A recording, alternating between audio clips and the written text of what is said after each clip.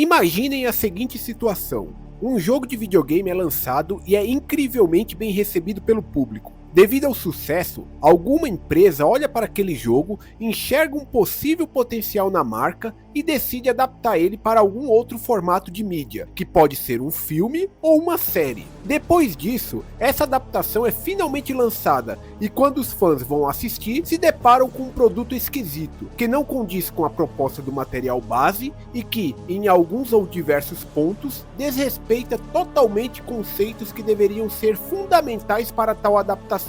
Isso soa familiar para vocês? Eu acredito que sim, já que infelizmente essa é a realidade da maioria das adaptações de videogame. Talvez você, jovem gafanhoto, esteja abismado com o trabalho desleixado que foi feito na segunda temporada de The Last of Us da HBO, ou até mesmo com a atrocidade que foi a série de Devil May Cry para a Netflix. Mas, honestamente, isso não me deixa nem um pouco surpreso, viu?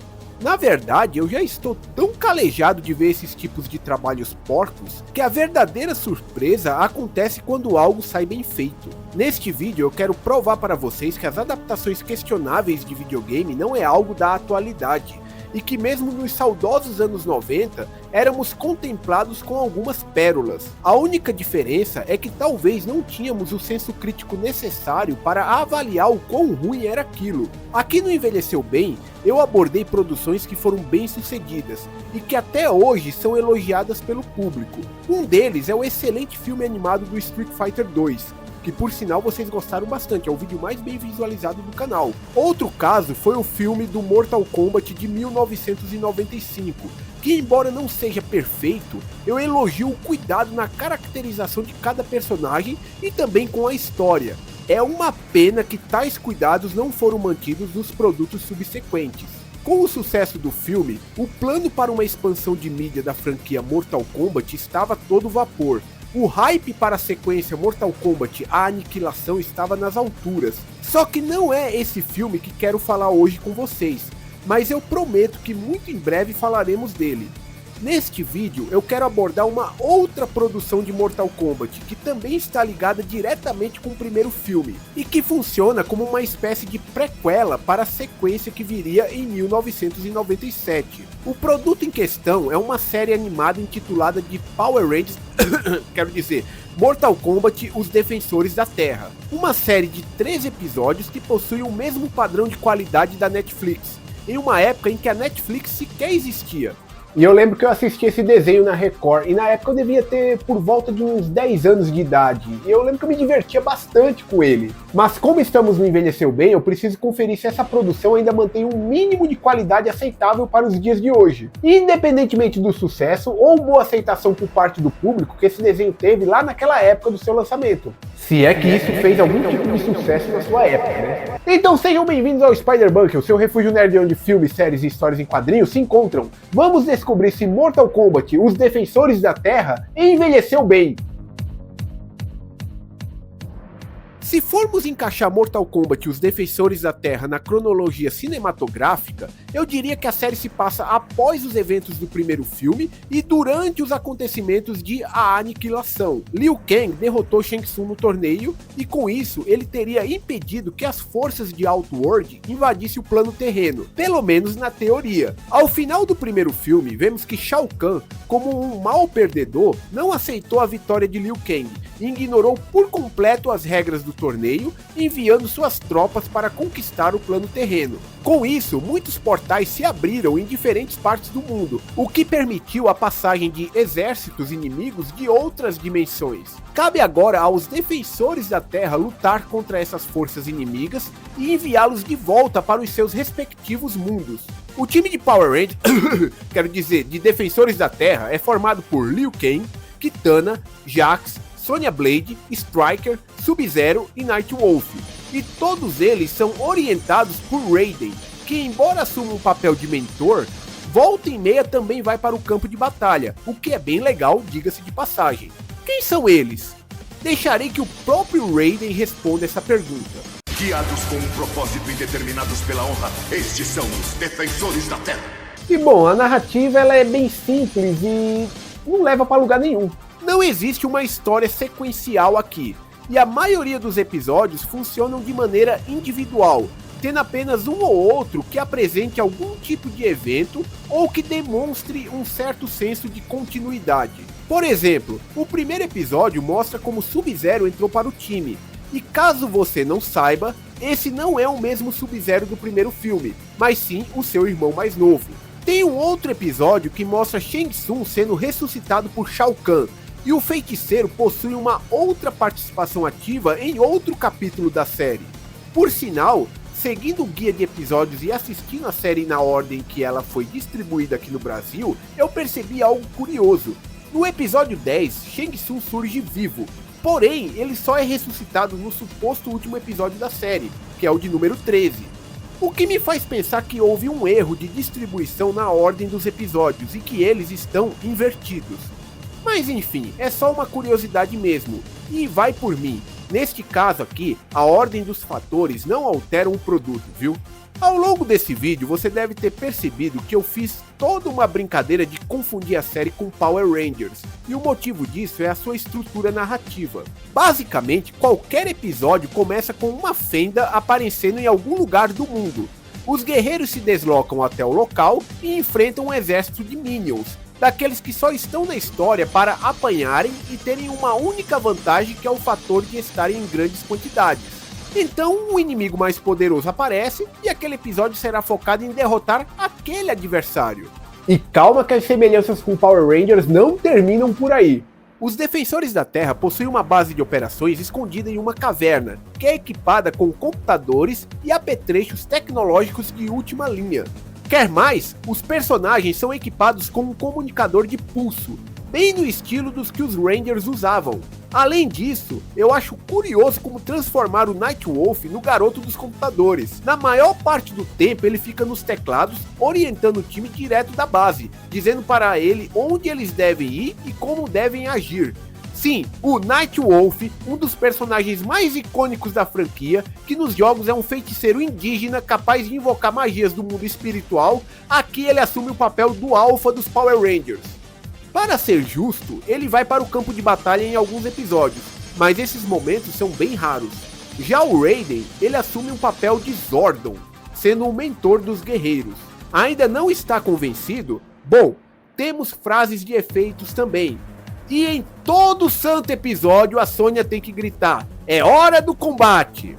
Quem produziu essa série realmente deveria gostar muito de Power Rangers, porque chega a ser ridículo as semelhanças. Hora do combate! Hora do combate!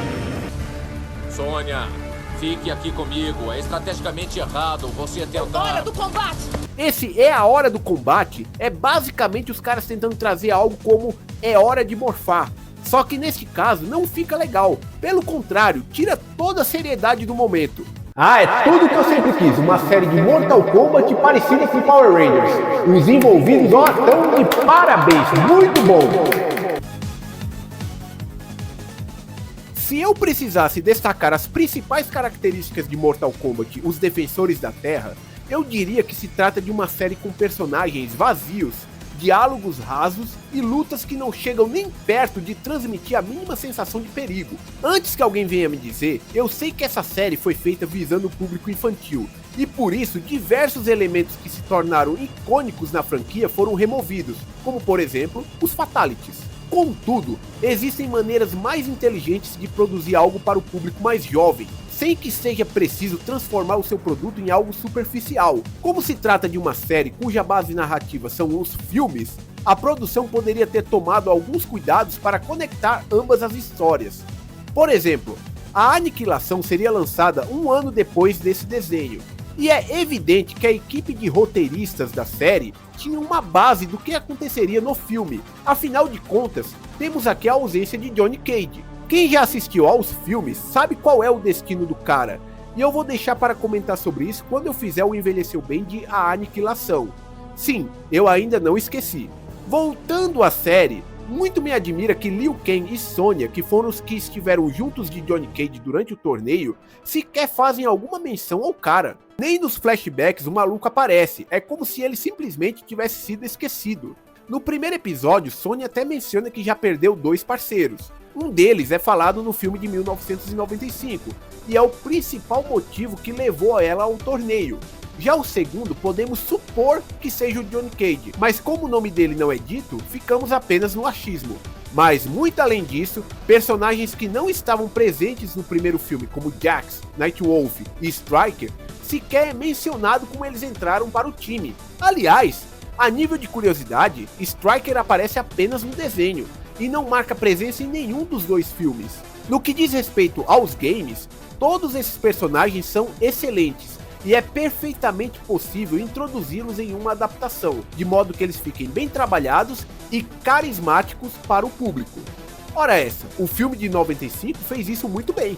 Só que infelizmente não é isso que acontece nessa série. E como eu já mencionei antes, personagens vazios e diálogos rasos é o que não falta por aqui. O desenho até tenta dar um certo grau de profundidade para os personagens e fazer com que o espectador se importe com eles. Só que falha miseravelmente. Em vários momentos vemos os personagens comentarem sobre o quão essa vida de luta e guerra é desgastante para eles. Sonya lamenta a morte de seu parceiro em diversos episódios. Stryker relata de um antigo romance que infelizmente ele não pôde dar conta devido à sua rotina. E Liu Kang reflete sobre ficar imortal até o próximo torneio e ter que passar todo esse tempo lutando. Tudo isso são ótimos temas, mas que são jogados de qualquer maneira no roteiro a ponto de ficarem superficiais. No episódio 4, Jax vai embora do time também por não aguentar mais a rotina de lutas e por ter recebido a notícia da morte de seu avô. O problema é que o roteiro não fez nenhum tipo de preparativo para esse momento, seja em capítulos anteriores ou ao longo do próprio episódio. O episódio simplesmente começa com o cara indo embora e se despedindo da galera. Possui zero impacto e, spoiler, ele volta para o time no final do capítulo. Afinal de contas, parece que nessa série é proibido existir qualquer tipo de consequência para episódios futuros. E isso casa com uma outra sensação que tive, de que muitas histórias dessa série começam pelo meio, deixando todo o arco inicial nas entrelinhas. Isso fica muito evidente no episódio Subvertido, onde Kitana faz uma suposta aliança com Shiva para atacar o castelo de Shao Kahn e conquistar o posto de rainha de Outworld. Legal! É algo que se espera em uma história de Mortal Kombat. Só que adivinhe, nós não vemos nada disso acontecendo. E quando o episódio começa, o plano já está todo arquitetado. Eu verdadeiramente entendo a ideia de ir direto para a ação e abreviar as partes mais burocráticas. Porém, existem meios inteligentes de se fazer isso. Sabe quem fez isso muito bem?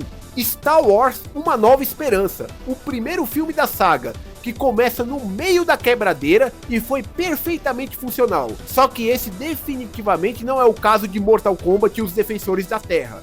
Mas e você, já assistiu essa série? Concorda com tudo que foi dito até aqui?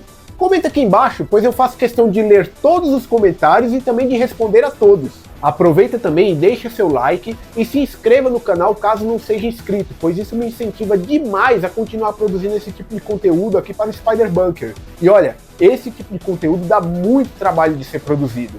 Sobre a série, você deve estar se perguntando se alguma coisa nela se salva. E bom, dá para tirar algumas coisas boas. Venha comigo! Tá bom, até o momento a impressão que eu devo ter passado para ti é de que essa série é um completo desastre. E bom, não é como se fosse algo muito longe disso. Só que se espremermos isso com muita força, até que conseguimos encontrar algumas qualidades interessantes. A primeira delas fica por conta da caracterização dos personagens, um ponto que sempre destaco quando o assunto é adaptação de videogames. E talvez o principal motivo de eu ter gostado disso quando eu tinha meus 10 anos de idade. Os personagens foram desenhados com base nas suas versões de Mortal Kombat 3, que era o jogo mais recente daquela época. Visualmente falando, é perfeitamente possível olhar para esses personagens e enxergar neles os mesmos bonecos dos jogos. A única exceção é a Kitana, essa definitivamente ficou bem diferente. De resto, está tudo muito fiel ao material original. Outro ponto que gostei bastante é a trilha sonora, que se faz bastante presente e traz mais impacto para as cenas de porradaria. Eu sei que eu critiquei muito o enredo desse negócio e o quanto a história não leva para lugar nenhum. Só que eu queria destacar rapidamente alguns episódios que me chamaram a atenção, dessa vez no sentido positivo. O episódio em que o Smoke aparece é deveras interessante, pois retrata o passado de Sub-Zero e o momento em que o seu clã Lin Kuei decidiu transformar seus melhores soldados em ninjas cibernéticos. Por mais superficial que a narrativa seja, somos apresentados às origens de Cyrax e Sector, entendemos melhor a relação de amizade entre Sub-Zero e Smoke, e também ficamos a par do cruel destino que o melhor amigo do ninja do gelo teve. O final do episódio é bem triste, só que assim, no bom sentido, e eu recomendo a todos assistirem. Ele se chama Velhos Amigos Nunca Morrem. Também gostei bastante do episódio do Cabal, pois na medida do possível, ele desenvolve bem o personagem, mostra mais sobre o passado dele, como ele ficou com aquela aparência e os motivos que o levou a atrair os dragões negros. Quando existe a boa vontade dos roteiristas, eles até que conseguem apresentar algo minimamente decente. E é isso que me deixa aborrecido, pois no lugar de eles focarem em histórias que desenvolvam cada personagem de maneira individual, eles muitas vezes preferem perder tempo com enredos que não levam para lugar nenhum e pouco acrescentam ao universo de Mortal Kombat. Algo bem interessante e que eu só fui descobrir enquanto fazia minha pesquisa para esse vídeo, é que a primeira aparição de Quan Chi no universo de Mortal Kombat aconteceu nessa série, no episódio O Segredo de Quan Chi. Esse viria a se tornar um personagem chave para diversas tramas dos jogos. Para vocês terem uma ideia, a treta entre Sub-Zero e Scorpion foi algo arquitetado por ele. Por fim, algo que eu gostei bastante aqui foi o Raiden. Que bom, é o Raiden. Ele segue as mesmas características vistas no filme de 95, que é de ser um mentor para o grupo, que ao mesmo tempo se utiliza de um humor sarcástico, além de ser bem convencido na maior parte do tempo. Bom, ele é o deus do trovão e protetor do plano terreno. Eu também ficaria bem convencido no lugar dele. Revendo essa série, Raiden provavelmente foi o único que conseguiu me tirar algumas risadas. Hey, olá, Terra! Invasão! É o mais precioso dom.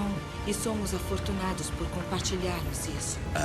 Com licença, mas o mundo está caindo em cima de nós. Ok, todas essas qualidades que eu apontei fazem dessa série um produto atemporal, ou pelo menos algo decente para sua época. Olha, Mortal Kombat, os Defensores da Terra, tinha a intenção de se popularizar para o público infanto-juvenil dos anos 90. Contudo, a recepção não foi das melhores, e para surpresa de 0 pessoas, o desenho foi cancelado com apenas uma temporada. Diante disso, podemos concluir que os Defensores da Terra não só envelheceu mal, como sequer chegou a ser palatável em algum momento. Eu sei que muitos têm nostalgia com essa série, eu mesmo mencionei no início desse vídeo que eu gostava dela. Sério, eu assistia todos os dias pela tarde, que era o horário que passava na Record, e achava o máximo ver os personagens do jogo em um desenho animado. Mas isso é normal, e não há vergonha nenhuma nisso. Nós crescemos e adquirimos mais repertório com o tempo. Com isso, o nosso senso crítico ele passa a ser mais exigente. Algo bastante normal de se acontecer. No começo do vídeo, eu também falei que essa série possui o padrão de qualidade da Netflix, mesmo sendo uma época em que a Netflix sequer existia. Vamos lá, temos aqui uma adaptação de videogame que não segue o básico do material original. Usa o nome de algo que já possui uma fanbase, mas se utiliza da desculpa que a série não é feita para esse público, e sim para um outro. É fiel na aparência dos personagens, tal como Devil May Cry e a série do Castlevania, só para chamar a atenção dos fãs, mas quando chega no enredo, é algo totalmente diferente do que você espera. Não estou aqui para defender a Netflix nem nada do tipo, e o meu intuito é apenas mostrar que esse tipo de adaptação não vem de hoje, e já existe há muito tempo. E honestamente, vai continuar existindo por muito mais. Isso porque existe uma estratégia errônea por parte dos responsáveis dessas adaptações de que essas obras não devem ser feitas para os fãs dos jogos, e sim para um outro público.